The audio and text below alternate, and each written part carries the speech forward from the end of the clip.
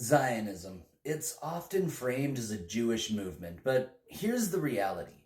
Judaism is not Zionism, and more importantly, Zionism is the enemy, not Jews. Zionism uses Jewish identity as a tool of power, expansion, and control. The ideology behind Zionism, which rose in the late 19th century, has been one of the most destructive forces in modern history. Let me explain how it came to be. It all starts with a man named Theodor Herzl, often considered to be the father of Zionism. In 1897, Herzl convened the first Zionist Congress in Basel, Switzerland. It wasn't a conference on religion. It wasn't a gathering to protect Jewish spirituality. It was a meeting to create a Jewish state. And where? Not in the lands where Jews lived for centuries, but in Palestine, a land already inhabited by Palestinians. Muslim, Christian, and Jewish communities alike. This was a European project, led by European Jews, to colonize and control Palestine for the establishment of a state that would serve European interests. Herzl's vision wasn't rooted in any sort of deep spiritual connection to Palestine. It was, at its core, a solution to the Jewish question in Europe. Herzl believed that Jews would never truly be safe or accepted in Europe due to centuries of anti-Semitism, so he proposed a solution: a Jewish homeland. But what's critical here is understanding that Zionism wasn't a religious answer to the plight of the Jews. It was a nationalist movement tied directly to the larger European colonial agenda. This was imperialism with a Jewish face. Zionism flourished largely due to the rampant European anti-Semitism of the time. Jews were regularly scapegoated for political and economic instability, subjected to pogroms, and pushed out of public life. But instead of addressing these underlying causes of anti-Semitism, Herzl and others saw the solution as creating a national identity for Jews, detached from the communities they lived in, and more aligned with European colonialist practices.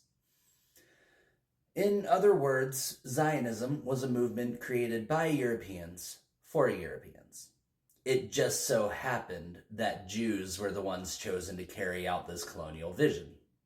The Palestinians, they were simply in the way. Let me hammer this home. The creation of a Jewish homeland in Palestine didn't come from a desire to protect Jews from oppression, but from a desire to replicate European colonialism, just like in Africa, just like in India.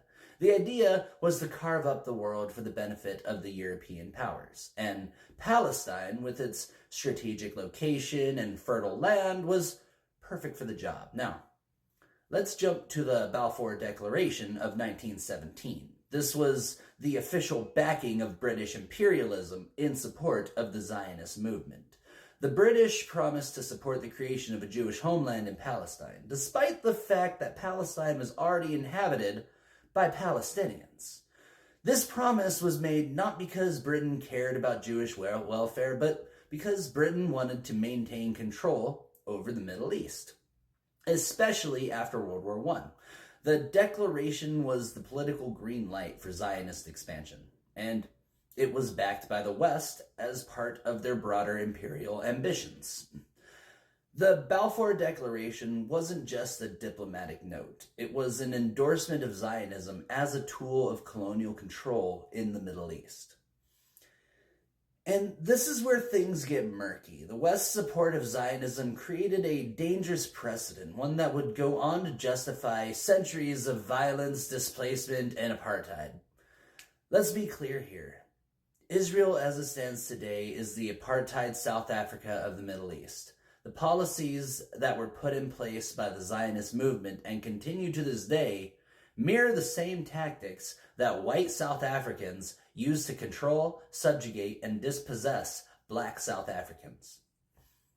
But Zionism isn't just about land grabs or nationalist movements. It's about a system, one that has been designed to crush the people already living there. The expansion into Palestine was always about more than just creating a safe haven for Jews. It was about creating a colonial state in the heart of the Arab world, with full backing from the Western imperial powers. So let's talk about the realities of Zionism's project. It's not some idealistic return to a mythical homeland. It's about empire. It's about colonialism. And it's about ethnic cleansing. It's a project that has resulted in the displacement of millions of Palestinians and an ongoing genocide. Whether it's the expansion of settlements into Palestinian territories or the siege of Gaza, Israel operates as an occupying force, denying Palestinians basic human rights and self-determination.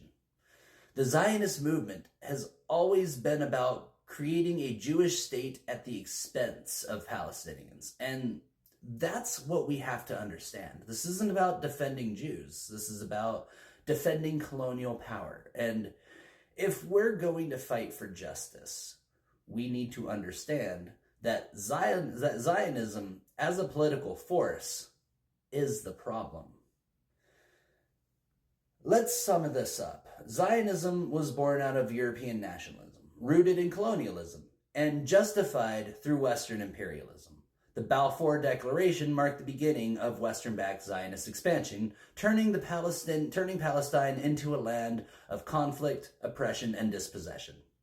And Judaism, the religion, the culture, has absolutely nothing to do with the Zionist project. We have to separate the two, because the real enemy isn't the Jews, it's Zionism. And until we realize that, we'll never get to the root of the problem.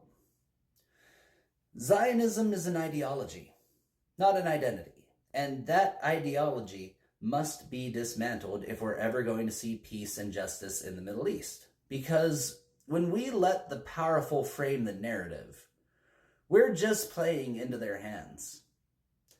It's time to break that narrative and reclaim the truth.